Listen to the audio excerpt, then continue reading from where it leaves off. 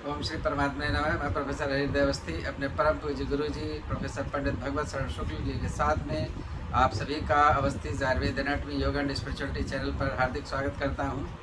गुरु जी वेद मूर्ति हैं, तपोनिष्ठ हैं और गीता को उन्होंने जिया है और उसका अभ्यास किया है वेद उपनिषद पुराणों का। और ये वो हमको उसी के आधार पर गीता पर प्रवचन कर रहे हैं। आज गीता के 14वें अध्याय का 4था श्लोक है और उनके श्रीमुख से हम उसका विवेचन सुनेंगे। तो हम लोग चलते हैं गुरु जी की ओर। त्वमेव माता च पिता त्वमेव बन्धुश्च सखा त्वमेव विद्या द्रविणं त्वमेव सर्वं मम देवदेव।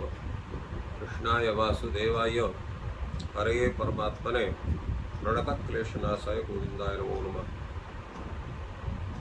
इस चैनल से संबद्ध सभी विद्वद्गण, सभी जिज्ञासु छात्र वृंद, सहृदय सज्जन वृंद एवं इस चैनल के संस्थापक आचार्य हरिदेव अवस्थी जी, हम लोग गीता ज्ञान यज्ञ के इस अवसर पर 14वें अध्याय पर चर्चा कर रहे हैं, जिसमें आप सभी का स्वागत है।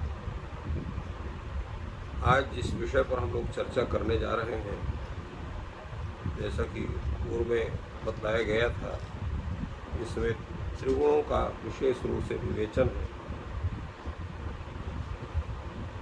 और उस विषय में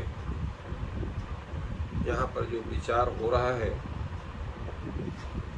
कि इन त्रिगुणों का कैसे स्थिति बनती है इस संसार सागर में, जिसके विषय में पहले भगवान ने कई चीज़ों को बतलाया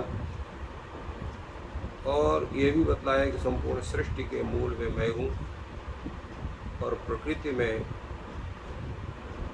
जो है संपूर्ण जीवों के समुत्पादन के लिए स्वयं ही बीज में स्थापित करता हूँ, जिस प्रकृति से संपूर्ण ये विश्व उत्पन्न होता है।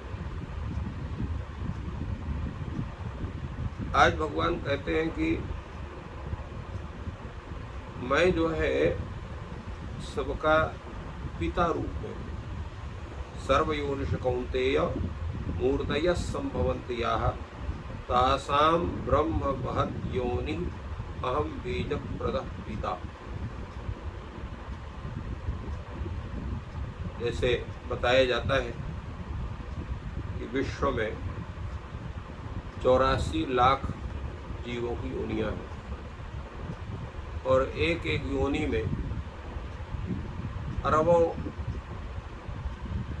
लोग हैं या व्यक्ति हैं। मनुष्य योनि को ही देखिए या पशु योनि को देखिए, पशु में भी अनेक प्रकार के, इस प्रकार मनुष्यों में भी अनेक स्वरूप वाले हैं।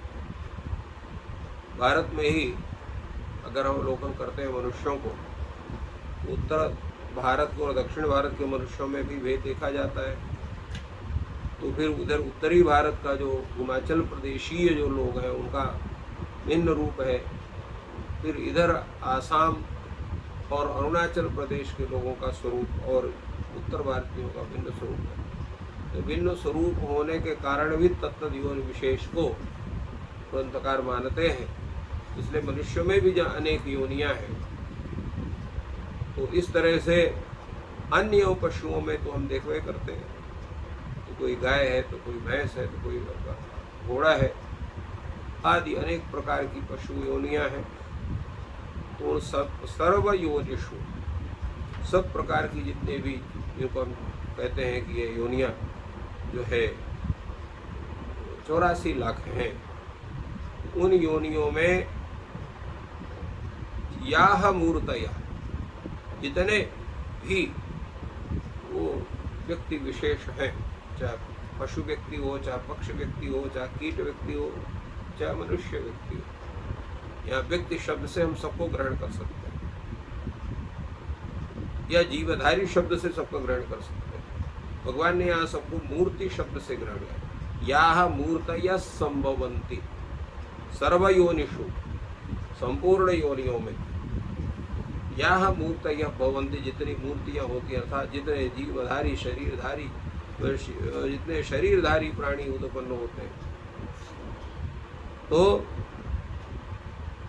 अब वो सबको धारण करने वाला सबका उत्पादक कौन है? महत योनि। महत योनि का तो महती योनि, योनि का मतलब होता है उत्पादक, हेतु, योनि विशेष। और महत योनि संपूर्ण विश्व को प्रकट करने का सामर्थ्य किसमें है? प्रकृति में। तो तासाम समेषाम समासाम व्यक्ति नाम महद योनि अहम। उन मूर्तियों का, प्रण शरीरधारियों का जो महद योनि है, सर्वस्व प्रकृति है। महद योनि कौन है? उनको सबको गर्भ में धारण करने वाली वो प्रकृति है। और वही तो उस में जो है गर्भ धारण कराने वाला, अर्थात उसको में सबको उत्पादन, बीज को उसके अंदर स्थापित करने वाला कौन है? कारणभूत कौन है? भगवान कहते हैं आम बीज प्रदा पिता, मैं ही उसमें बीज स्थापित करने वाला पिता हूं।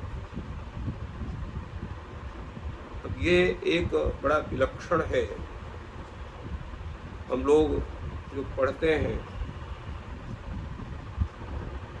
कि पुराणों में कि ब्रह्मा सबकी सृष्टि करता है, दर्शन कहता है कि प्रकृति से संपूर्ण सृष्टि होती है, दूसरे दर्शन कहते हैं कि परमात्मा ही संपूर्ण का उत्पादक है। और गीता यहाँ स्पष्ट कहती है कि गर्भ धारण करना और उत्पत्ति करना काम प्रकृति का है, और गर्भ धारण कराना जो कार्य है वो ब्रह्म परमात्मा का है। तो प्रकृति जो है महद योनि होने के कारण सबकी वो मातृभूत है, और जो भगवान श्रीमन नारायण है वो पितृ रूप है, इसलिए उन्होंने कहते हैं अहम बीज प्रदा पिता। अब ये वैलक्षण्य दोनों का है, एक का ही वैलक्षण्य नहीं। एक बीज रूप में जीव को जो जिसका जैसा जैसा कर्म है तत्त कर्म विशेष में उनके स्वरूप को प्रकृति में स्थापित करता है, और वही जीव जो है अपने कर्म के अनुसार तत्त योनि में उत्पन्न होता है। तो कहते हैं जब बीज प्रदा पिता यही है, परमात्मा ही है, तो फिर ब्रह्मा का कार्य क्या होता है? ब्रह्मा क्या कहें? आप होते हैं सृष्टि का निर्माता ब्रह्मा है। फिर यहाँ पर जो है इन्होंने कहा अहम बीज प्रदा पिता, तो इसका तात्पर्य क्या होता है? तात्पर्य यही है कि ब्रह्मा अपने शक्ति से तत्त जीवों का जो निर्माण करता है या उसकी संप्रेरणक करता, संप्रेरक बनता है, उसका जो सामर्थ्य है वो भी प्रभु का ही सामर्थ्य है,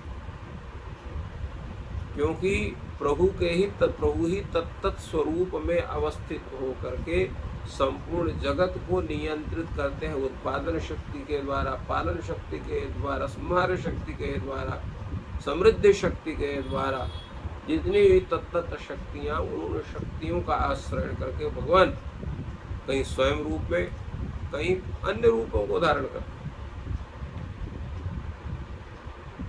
क्योंकि वही परमात्मा ही है जो अनेक रूपों को धारण करके और वो अवस्थित होता है। एक ही देव, वही इंद्र होता है, वही यम होता है, वही वरुण होता है, वही विष्णु होता है, वही शिव होता है, वही ब्रह्मा होता है। अनेक रूपों को धारण करता है, अनेक रूपों को धारण करके तत्त शक्ति की विशेष में को तत्त रूप में स्थापित करके संपूर्ण सृष्टि का संचालन करता है। जैसे हम लोग भी हैं, अपने घर में हमारे कितने रूप हैं अगर हम गिनना प्रारंभ करें तो पता लगे कि बहुत से रूप हमारे। हम पिता भी होते हैं, हम पुत्र भी होते हैं, हम पति भी होते हैं, हम भाई भी होते हैं, हम सखा भी होते हैं, हम गुरु भी होते हैं, शिष्य भी होते हैं। तो इतने रूप हैं हमारे कि अगर हम गणना करें तो पता चलेगा बहुत से रूप हमारे, और हम एक ही हैं। तो परमात्मा भी इसे तत्त कारणभूत शक्तियों का नियामक होने के कारण तद्दत रूप को धारण करते हुए संपूर्ण सृष्टि का नियामक बनता है। इसलिए भगवान भी मुख्य रूप से वो एक ही है। इसलिए भगवान ने कहा अहम बीज प्रदा पिता। ब्रह्मा को उद्भूत करने वाला भी वही।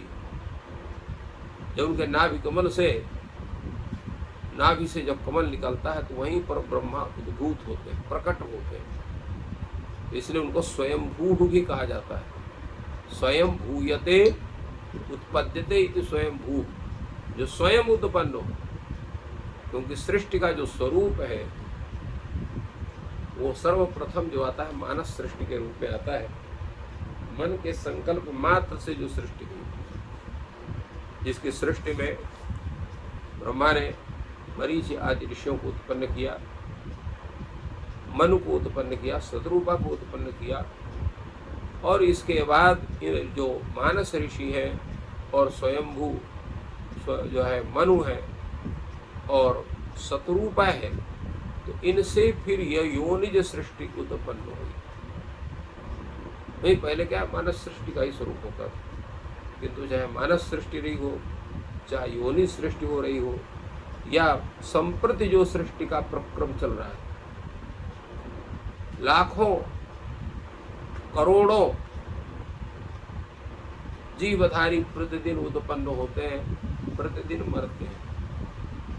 क्योंकि हमारे साथ जो बैटरी लगी हुई है हमारे शरीर में, वो जब तक चार्ज रहती है तब तक हम लोग जिंदा हैं। जिस दिन पूरी तरह से डिस्चार्ज हो गई, उसी दिन यहाँ से हमारा समय समाप्त हो गया। जो कुछ ज़्यादा प्रसिद्ध है उसको लोग सभी कोई जान जाते हैं, जो अप्रसिद्ध है उसको घर वाले समझते हैं या गांव वाले जानते हैं। तो स्थिति सबकी उतनी ही है, स्थिति में कोई बदलाव नहीं है।